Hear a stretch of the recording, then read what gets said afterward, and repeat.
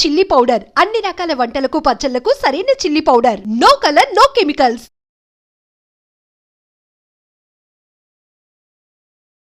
నమస్కారం, welcome to I dream. ధర్మ మార్గం విత్ విజిత కార్యక్రమానికి స్వాగతం. ప్రస్తుతం మనతో పాటు ఉన్నారు ప్రముఖులు ప్రవీణ్ కుమార్ శర్మ గారు. ఇప్పుడు వారితో మాట్లాడి మరిన్ని విషయాలు తెలుసుకునే ప్రయత్నం చేద్దాం.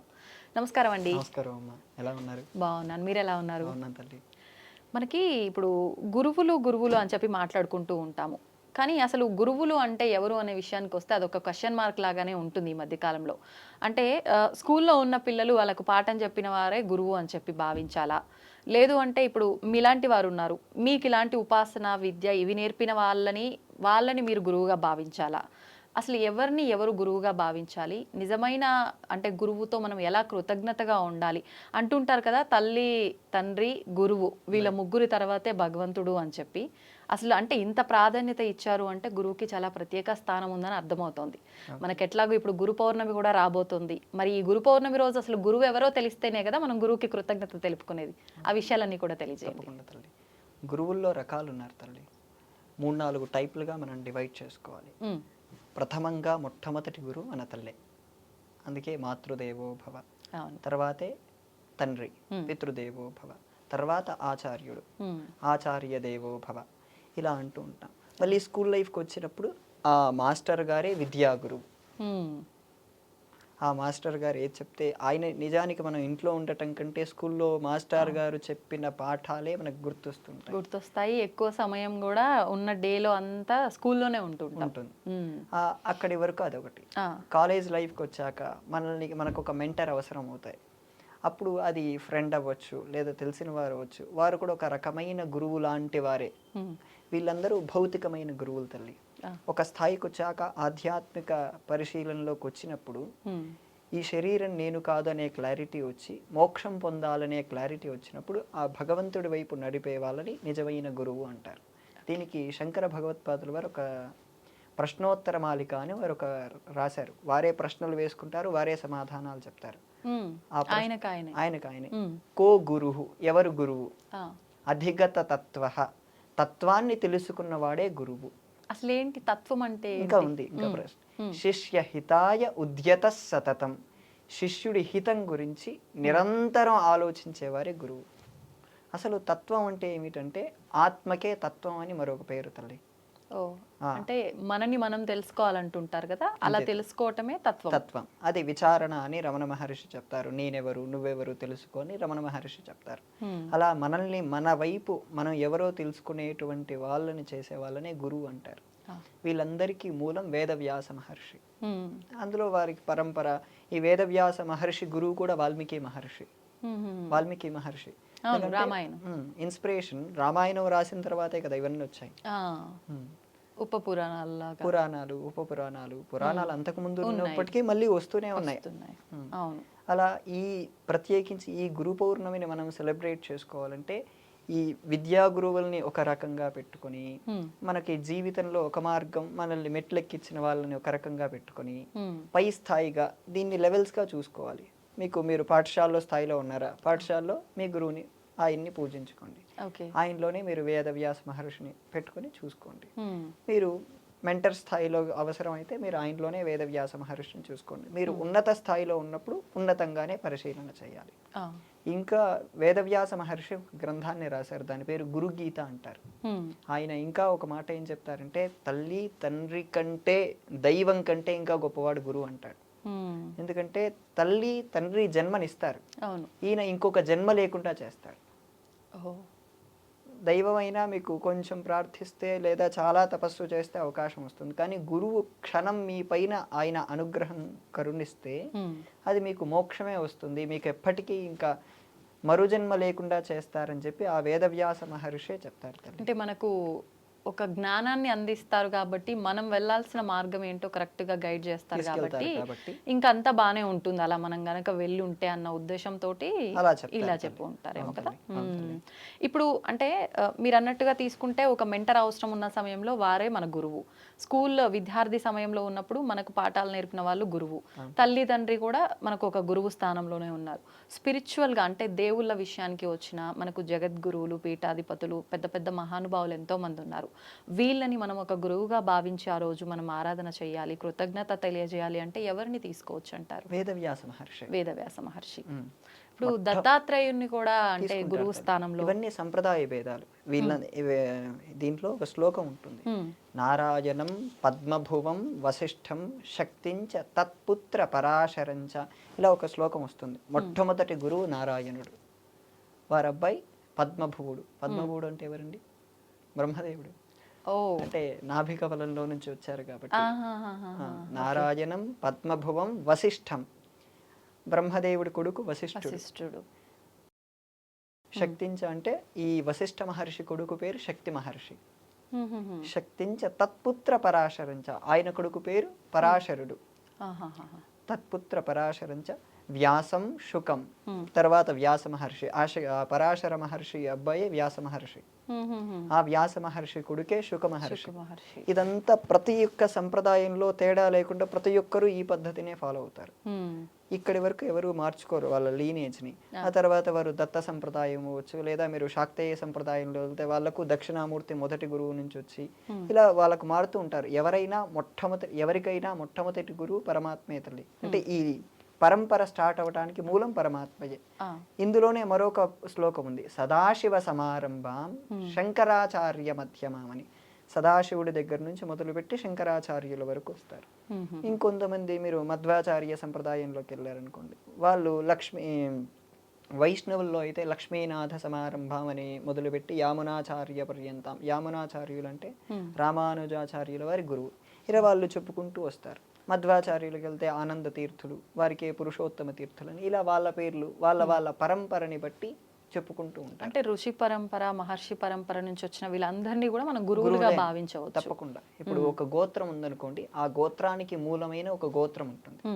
ఇప్పుడు ఒక గోత్రం ఉదాహరణకు కాశ్యపస అనే గోత్రం ఉందనుకోండి, ఆ ఋషి పేరే కాశ్యపుడు. ఆ కాశ్యపుడిని ఆరాధించినా అది అందరికీ చెందుతుంది. అంటే ఇంకా పర్టికులర్ గా ఒక్కొక్కరిని ఆరాధించాల్సిన అవసరం లేదు. మూలం ఎక్కడో వాళ్ళని పట్టుకుని ఆరాధిస్తే సరిపోతుంది.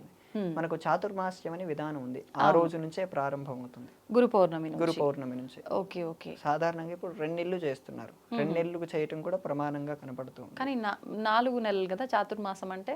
4 నెలలు చాతుర్మాస్యం. ఇప్పుడు అది మనం కూడా 4 నెలలు ఒక చోట ఉండటం సాధ్యమేనా ఇప్పటి పరిస్థితుల్లో? ఇప్పుడు సన్యాసులు ఎక్కువగా చేస్తున్నారు. మీరు ఎక్కడ చూసినా చాతుర్మాస్యం అంటే సన్యాసులు చేస్తున్నారనేదే వినపడుతుంది, సామాన్యులు చేస్తున్నారనేది వినపడదు. కానీ చాతుర్మాస్యం అందరూ చేసుకోవచ్చు, ఇర్రెస్పెక్టివ్ ఆఫ్ సన్యాసిస్ ఎవరైనా చేసుకోవచ్చు. ఓకే. ఇప్పుడు ఈ గురు పౌర్ణమి విషయానికి వస్తే మనం ఎవరెవరినైతే గురువుగా భావించాలి, ఎవరికి మనం కృతజ్ఞత తెలుపుకోవాలి, ఆరాధించాలో వివరించారు. అసలు ఏంటి కృతజ్ఞత, ఎలా తెలుపుకోవాలి, వాళ్ళని ఎలా ఆరాధించాలి, వాళ్ళు చెప్పిన మార్గం ఏమిటి, అది మనం ఖచ్చితంగా ఉన్నామా? ఉదాహరణకు నేను మొన్న కొద్ది కాలం కిందటి వరకు ఒక అబ్బాయికి శంకరాచార్యులు నేర్పించిన ఒక ప్రకరణ గ్రంథాల్లో ఒక అబ్బాయికి నేర్పించాను. ఆ అబ్బాయి నాకు దక్షిణ ఇవ్వబోయాడు. దక్షిణ ఏమొద్దు, నేను చెప్పింది మీరు పాటిస్తారంటే అదే నాకు శాశ్వత దక్షిణ అని నేను అడిగాను.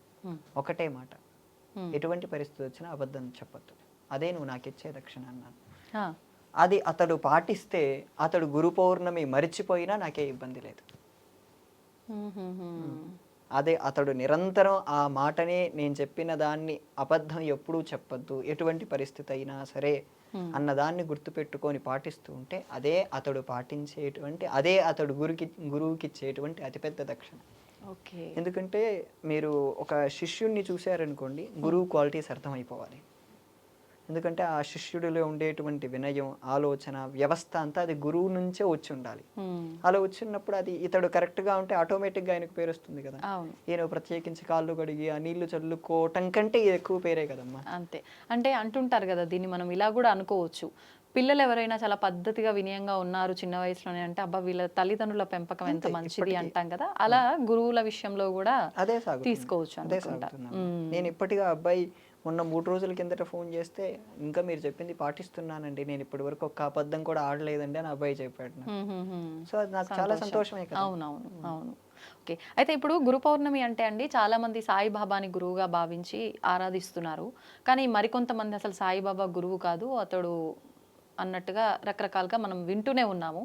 నిజంగా సాయిబాబాని ఆరాధించేవారు ఒక భగవంతుడిగా కానివ్వండి, భగవంతుడిగా పక్కన పెడితే ఒక మనిషిగా నలుగురికి మంచి మార్గంలో తీసుకెళ్లాడంటే ఆ రకంగా అయినా గురువుగా తీసుకోవచ్చు కదా, మరి ఎందుకు ఆరాధించొద్దు అనే వాళ్ళు కూడా ఉన్నారు.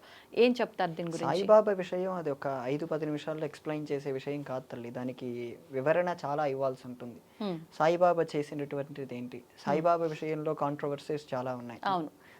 సాయిబాబా నిజంగా గురువు, దైవం కాదనే వాళ్ళు ఉన్నారు. కాదు, గురువు స్థాయి దాటిపోయి ఆయన దైవం స్థాయి కూడా వచ్చేసారు. అందుకే షిరిడి లాంటి క్షేత్రాలకు వెళ్తే మీరు అంత పెద్ద దేవాలయాలు, హైదరాబాద్ దిల్సుఖ్ నగర్లో అంత పెద్ద దేవాలయాలు వచ్చేసాయి అని చెప్తున్నారు.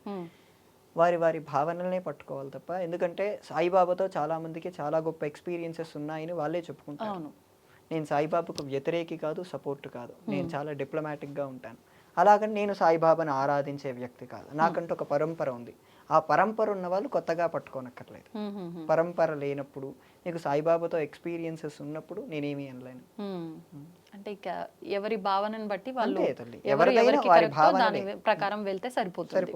కొత్తగా అంటే ఎవరో వాళ్ళు ఈ భగవంతుని ఆరాధించారు, లేకపోతే సాయిబాబాని ఆరాధించాడు, నాకు మంచి జరుగుతుంది అని నా పరంపరని నేను వదిలిపెట్టి వెళ్ళడం మాత్రం తప్పు.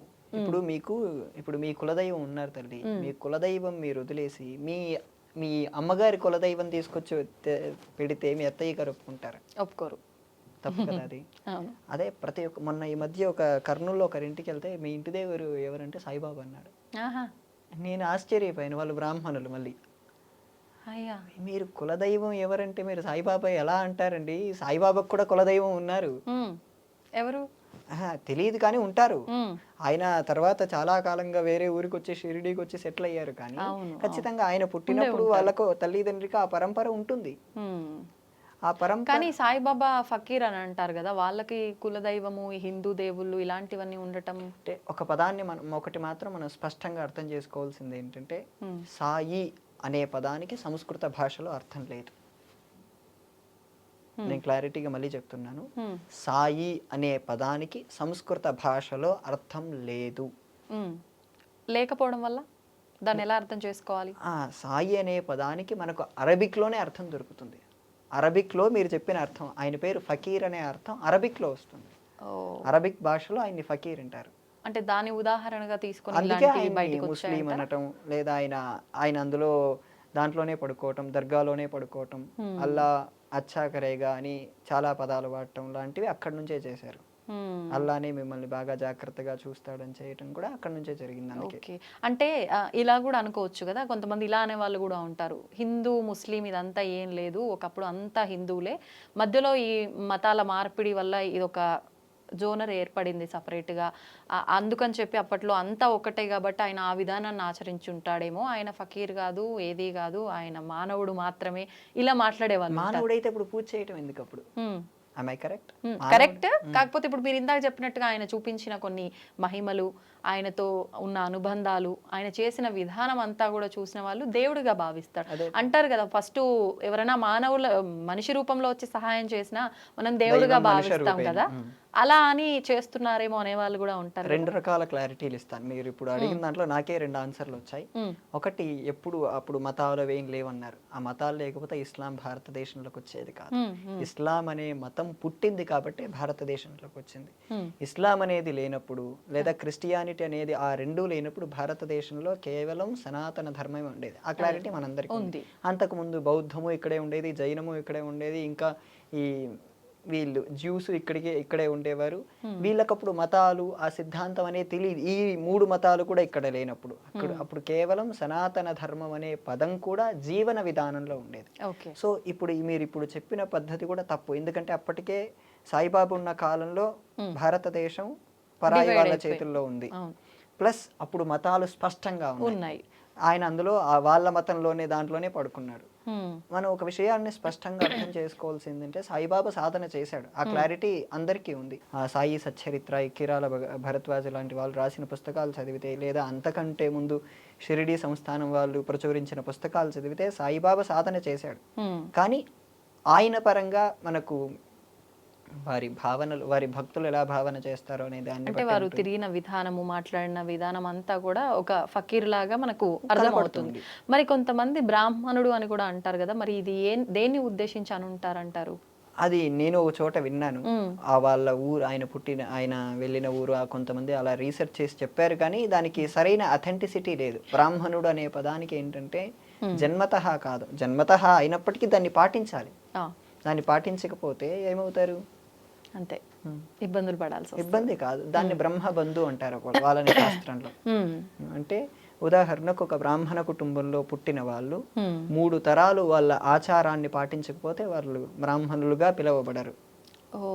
ఉదాహరణకు ఒక వ్యక్తి ఉన్నాడు, ఆ వ్యక్తి కంటే 3 తరాల వాళ్ళ తాత, వాళ్ళ నాన్న, అతను ఆ బ్రాహ్మణ సంబంధితమైన ఆచారాలు ఏవి పాటించలేదనుకోండి, వాళ్ళకు పుట్టబోయే బిడ్డలు ఎవరు బ్రాహ్మణులు కాదు, డైరెక్ట్గా శూద్రులే అవుతారు. ఎందుకంటే వాళ్ళకి ఆచార పరంపర పోగొట్టుకున్నారు. వాళ్ళకు సంధ్యావందనం అని, గాయత్రి జపమని, అగ్ని కార్యం అని, ఇలా రకరకాలుగా ఉంటాయి ప్రతిరోజు చేయవలసినవి. ఈ రోజు నేను మీ దగ్గరికి వచ్చేసరికి నా 2 కాలాలు సంధ్యావందనం అయిపోయింది, ఇంకొక కాలం నేను వెళ్ళి సాయంత్రం చేయాలి. ఇలాంటివన్నీ రోజు చేయాలి.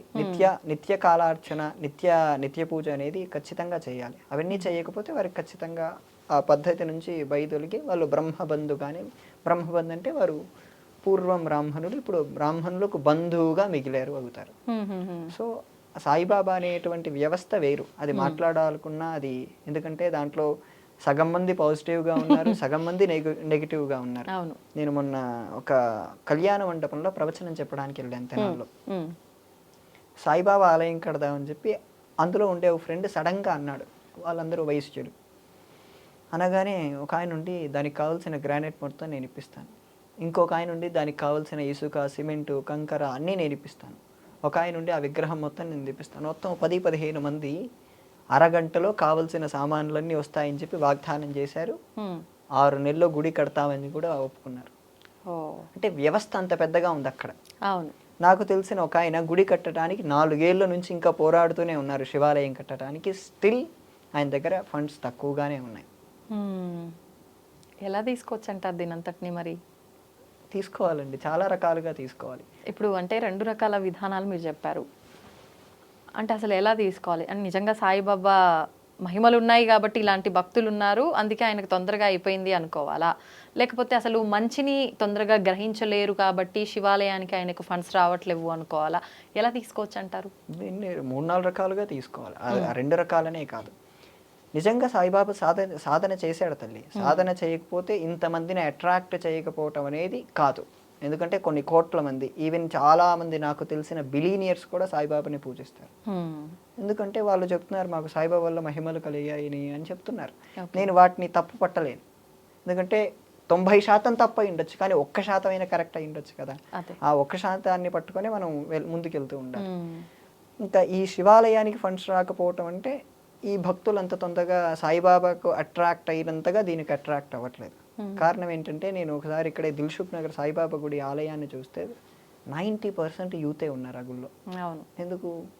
అక్కడ ఇంకొకటి కూడా జరుగుతుంది దానివల్ల, అక్కడ లవ్ మ్యారేజెస్ ఎక్కువ జరుగుతాయి. అవునా? అక్కడ ఈ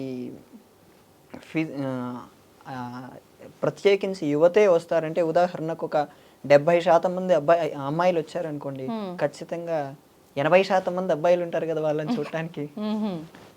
సో ఆ కారణాలు అక్కడ బాగా ఎక్కువగా జరుగుతున్నాయి నేను చూసిన దాని పరంగా. అంటే భక్తి లేదు, భక్తి లేదు అక్కడ. భక్తి ఇలాంటి వాటి వల్ల కూడా అట్రాక్ట్ అవ్వడం, సైడ్ అట్రాక్షన్ అక్కడ ఎక్కువగా జరుగుతుంది.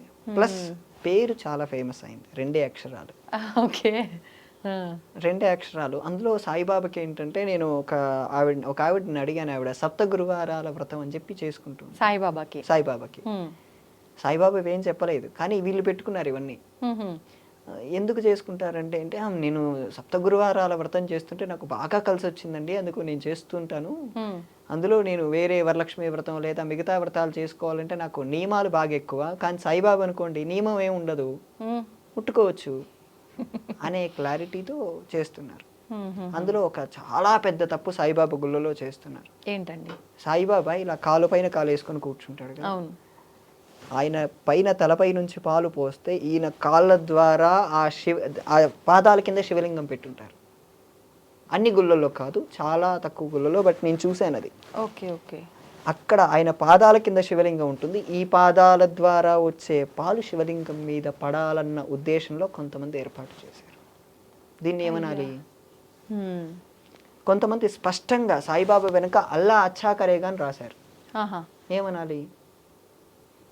మొన్న కొద్ది కాలం కిందట అయోధ్య రామ మందిరం కడుతుంటే ప్రతి దేవాలయం వారికి తోచినంతగా డబ్బులు ఇస్తే అత్యంత సంపన్నమైన ఈ షిరిడీ సంస్థానం ఒక్క రూపాయి కూడా డొనేషన్ ఇవ్వలేదు. ఏమనాలి? హిందువుల ద్వారే బ్రతుకుతున్న వీళ్ళు హిందువుల్ని మోసం చేయడానికి తీసుకెళ్తున్నారు. అంటే ఒక రకంగా సెక్యులర్గా తీసుకెళ్తున్నావనే భావనలో మనల్ని ముస్లింలుగా మారుస్తున్నారు సాయిబాబా విషయంలో ప్రత్యేకించి. ఓకే. సో వాళ్ళకి ఇండైరెక్ట్గా ఆ గ్రంథాల్లో సాయిబాబా కొన్ని చోట అల్లా అచ్చా కరేగా పదాలు స్పష్టంగా మాట్లాడినట్టు సాయి సచ్చరిత్రలోనే ఉన్నాయి. కానీ వాళ్ళు దాన్ని ఇంకా బాగా ఎంపసైజ్ చేసి మనల్ని వేరే రకంగా ప్రభావితం చేస్తున్నారు. ఏలూరులో ఒక కుటుంబంలో సత్సంగం జరుగుతుంది, హైదరాబాద్లో జరుగుతుంటాయి, పాటలు పాడుతూ ఉంటారు. ఆ కుటుంబం వాళ్ళు ఇంట్లో అల్లా గురించి పాటలు పాడుతున్నారమ్మా. అల్లాకు సాయిబాబాకు లింక్ చేసి పాటలు పాడుతున్నారు. అంటే మనం వాళ్ళకు తెలియట్లేదు, వాళ్ళు భక్తిలో లేదా ఒక ఇల్యూషన్లో ఉన్నారు. ఇల్యూషన్లో ఉండి అల్లా సాయి అని అలాంటి పదాలు కలిపి వచ్చేటట్టు సత్సంగంలో పాడటం అనేది మనల్ని తప్పుదోవలకి తీసుకెళ్తున్నట్టే కదా. అందుకోసం మీరు సాయిబాబాని ఆరాధిస్తారా? ఖచ్చితంగా ఆరాధించండి.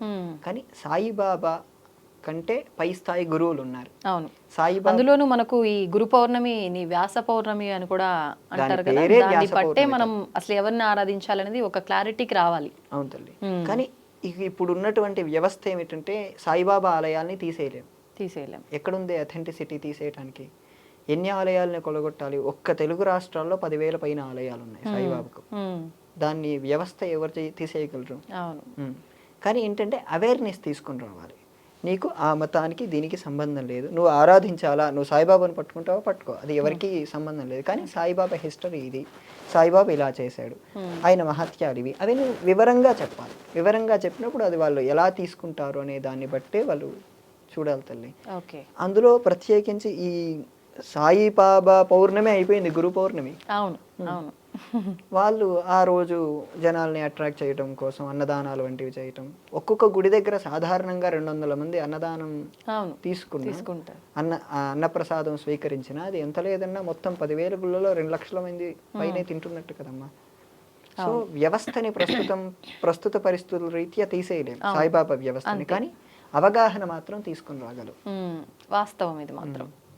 అంతేలేండి. అంటే ప్రతి ఒక్కరూ ఎవరేం చేస్తున్నారు అనే ఒక ఎరుకతో ఉండి జాగ్రత్త పడితే మాత్రం మీరు అన్నట్టుగా అవేర్నెస్ వస్తుంది. ఒకరి ద్వారా ఒకరికి అసలు ఎవరు ఏంటి అనే వాస్తవం తెలుస్తుంది. కాబట్టి దాని నుంచి ఎవరు ఏం చేయాలనేది వాళ్ళకే అర్థమైపోతుంది. థ్యాంక్ యూ అండి, చాలా చక్కటి వివరణ ఇచ్చారు. నమస్తే.